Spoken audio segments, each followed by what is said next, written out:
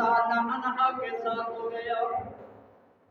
وقت گزرتا رہا، نکاح کے بعد جب محبوب کا نور حضرت سیدنا عبداللہ کی پیشانی سے منتقل ہوتا ہوا، سیدہ آمنہ رضی اللہ تعالی عنہا کے شکم اطہر کے اندر آیا۔ روایات کے اندر آتا ہے کہ سیدہ آمنہ رضی اللہ تعالی عنہا جب آپ کے اندر گھر سے باہر نکلتی تو رب ذوالجلال بادل کو حکم فرماتا کہ جاؤ میرے محبوب کی ماں کو دھوپ نہ لگے اس کے اوپر جا کے سایہ کر دے۔ تو سامعین کرام دیکھو کہ آج وہ لوگ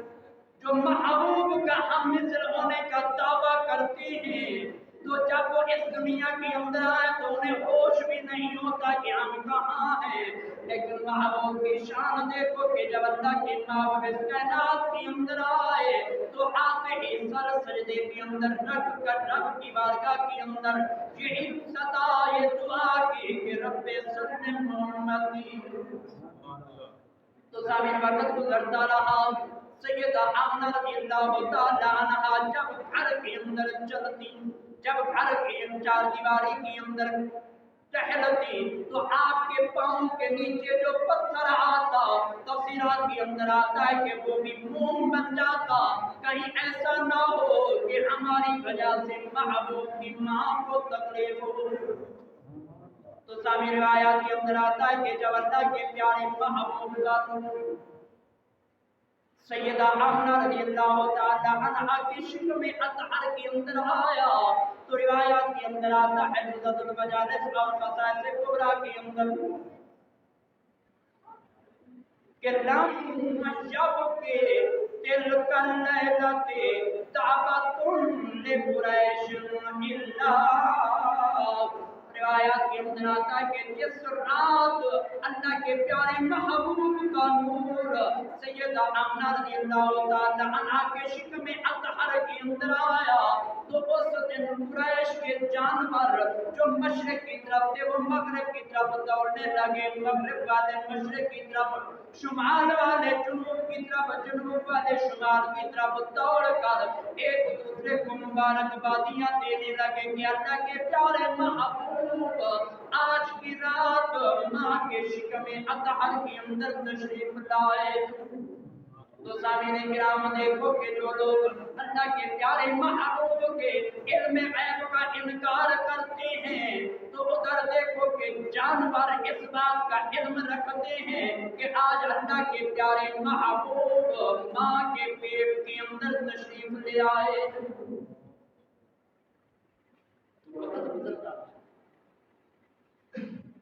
جانوروں کو بھی رب نے اتنا عقل اور شعور عطا فرمایا،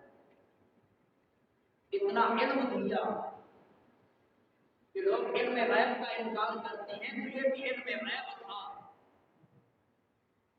کہ جانوروں کے اندر اعلانات نہیں کیے گئے کہ تم نے یہ بعد میں ایسے کرنا ہے، لیکن اچانک جب محبوب کا نور سیدہ آمنہ کے شکم اطہر کے اندر آیا تو ادھر جانوروں نے یہ خوشی منا لی کہ اللہ کے پیارے محبوب ماں کے پیٹ کے اندر تشریف لائے۔ تو ادھر عالم مواہب کے اندر آتا کہ امر رضوان الجنت ان یفتح فی تلک اللیلۃ ابواب الفردوس، کہ رب کریم نے جنت کی فرشتوں کو حکم فرمایا جن کی ڈیوٹی جنت کے دروازوں پہ ہے، رب نے فرمایا کہ ایسے کرو کہ آج جنت کے دروازے کھول دو۔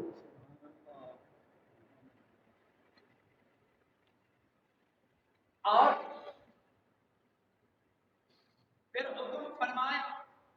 کہ آسمان و زمین کے اندر یہ اعلانات کر دو۔ مگر کیا اعلان کریں؟ تو رب نے فرمایا الا ان النور المكنون المخزون في تلك الليلة قد استقر في بطن امه، کہ یہ اعلان کرو کہ آج کی رات محبوب کا نور ماں کے شکم اطہر کے اندر قرار پا چکا۔ تو یہی وجہ تھی کہ جنگل کے جانور بھی محبوب کی آمد کی خوشی منا رہے تھے، یعنی جو کلمہ بھی پڑھے، اپنے آپ کو مسلمان بھی کہے اور ساتھ ساتھ محبوب کی آمد کی خوشی منانے والوں کو بدعتی بھی کہے، تو میں تو یہ کہوں گا کہ وہ ان جانوروں سے بھی بدتر ہے، اس سے تو وہ جانور بھی لاکھ کروڑ حصے بہتر ہیں کہ جو محبوب کی آمد کی خوشی منا رہے ہیں۔ تو ایک اور روایت کے اندر آتا ہے وَكَذَلِكَ أَهْلُ الْبِحَارِ يُبَشِّرُ بَعْضُهُمْ لِبَعْضٍ، فرماتی ہیں کہ جانور صرف خوشی ہی نہیں منا رہے تھے بلکہ ایک دوسرے کو مبارکباد بھی دے رہے تھے۔ جانور، جنگل کے درندے دیکھو کہ جو ایک دوسرے کو کھانے کو لپکتے ہیں، ایک دوسرے سے ڈرتے ہیں، لیکن جس رات محبوب کا نور سیدہ آمنہ کے شکم اطہر کے اندر آیا تو اس رات وہ ایک دوسرے کے دشمن نہیں دوست بن گئے، اور دوست بن کر محبوب کی آمد کی ایک دوسرے کو مبارکباد دے رہے ہیں۔ اس سے یہ ثابت ہوتا ہے کہ آج کا مسلمان بھی اگر محبوب کی آمد پہ ایک دوسرے کو مبارکباد دیتا ہے تو اس کی حلال ہونے کی دلیل ہے۔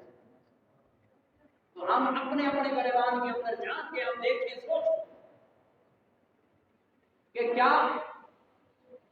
جو ہم نے لا الہ الا اللہ محمد رسول اللہ یہ کلمہ پڑھا ہے،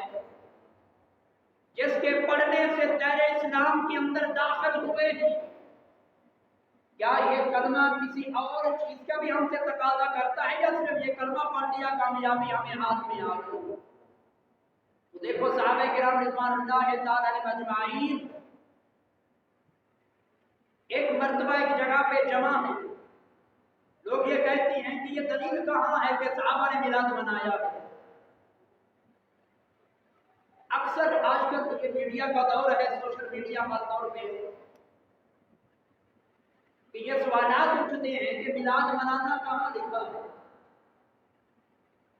تو صحابہ کرام کا جمع غفیر ایک جگہ پہ جمع، اچانک رحمت دو عالم علیہ السلام تشریف لائے، تو آ کر تاجدار مدینہ نے اپنے غلاموں سے پوچھا کہ تم یہاں کیوں بیٹھے ہو اور کیا کر رہے ہو؟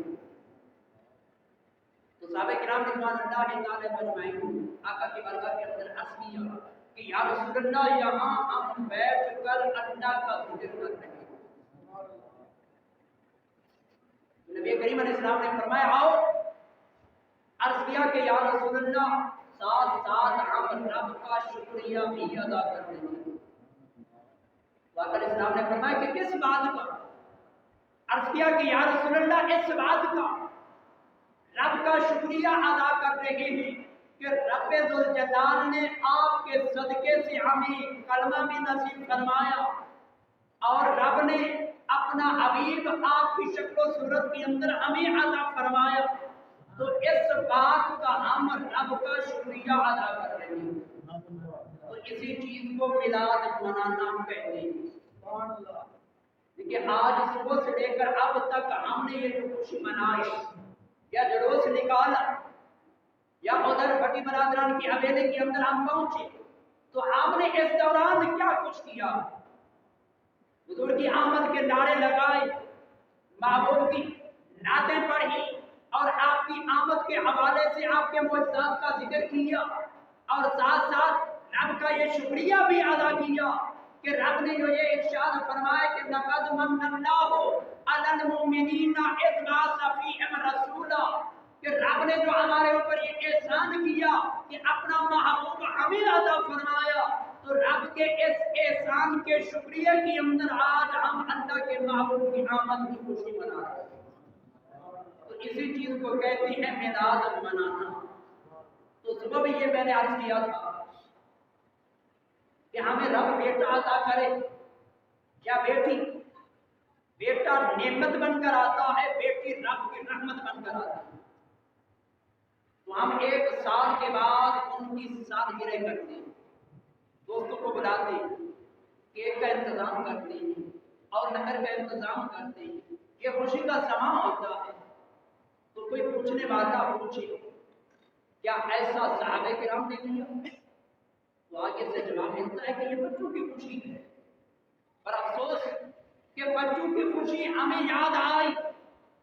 پر رب نے جو منت لگا کر احسان کر کے اور احسان جتنا کر رب نے ہمیں اپنا محبوب ہمیں عطا فرمایا، تو کیا جو چیز ہمارے اوپر احسان جتنا کر ہمیں دی گئی، کیا اس کی آمد پہ خوشی منانا بندہ پھر بدعتی بن جاتا ہے؟ تو یہی کچھ تو ہوتا ہے کہ ہم دوستوں کو جمع کرتے ہیں، جمع کر کے لہو و لعب کی محفل نہیں ہوتی، خلاف شرع عمل نہیں ہوتا، بلکہ قرآن کی تلاوت کی جاتی ہے، محبوب کی بارگاہ کے اندر نذرانے عقیدت نعت کی صورت کے اندر پیش کیا جاتا ہے، اور پھر رب کے محبوب کی آمد کے حوالے سے آپ کے معجزات کا ذکر ہوتا ہے کہ رب نے وہ محبوب ہمیں عطا فرمایا ہے جو رحمت للعالمین بن کر آیا ہے، یا رب نے ہمیں وہ محبوب عطا فرمایا ہے کہ جو کسی درخت کو کہیں تو وہ بھی اپنی جگہ چھوڑ کر محبوب کی بارگاہ کے اندر حاضر ہو جائے۔ درخت کو درخت رہا اگر اللہ کے پیارے محبوب کھجور میں سے اور اس کے اوپر لگے گوشے میں سے ہزاروں کی تعداد کے اندر لگی کھجوروں میں سے ایک کھجور کو بلائیں تو وہ بھی محبوب کی بارگاہ کے اندر حاضر ہو جائے۔ تو یہی معجزات کا ذکر ہوتا ہے۔ اگر ایسا کرنا یہ بدعت ہے تو اس کا کوئی حوالہ ہو تو وہ ہمیں بھی دلا کر دکھا دے تاکہ ہم پھر اس بدعت سے بچ سکیں۔ اگر ایسا کرنا بدعت نہیں تو جو بدعت کے فتوے لگاتے ہیں، جو کفر و شرک کے فتوے لگاتے ہیں، جو فضول خرچی کہتے ہیں، تو پھر ایسے لوگوں کو میں دعوت فکر دیتا ہوں کہ وہ بھی ہمارے ساتھ مل کر کندھے کے ساتھ کندھا ملا کر وہ بھی محبوب کی آمد کی ہمارے ساتھ مل کر خوشی منائیں۔ تو پھر دیکھیں کہ رب ذوالجلال کرم کیسا فرماتا ہے۔ تو رب ذوالجلال کی بارگاہ کے اندر دعا کی مانگی کائنات ہم سب اپنے پیارے محبوب کی آمد کی خوشی شرعی دائرے کے اندر رہ کر منانے کی توفیق عطا فرمائے۔ آمین۔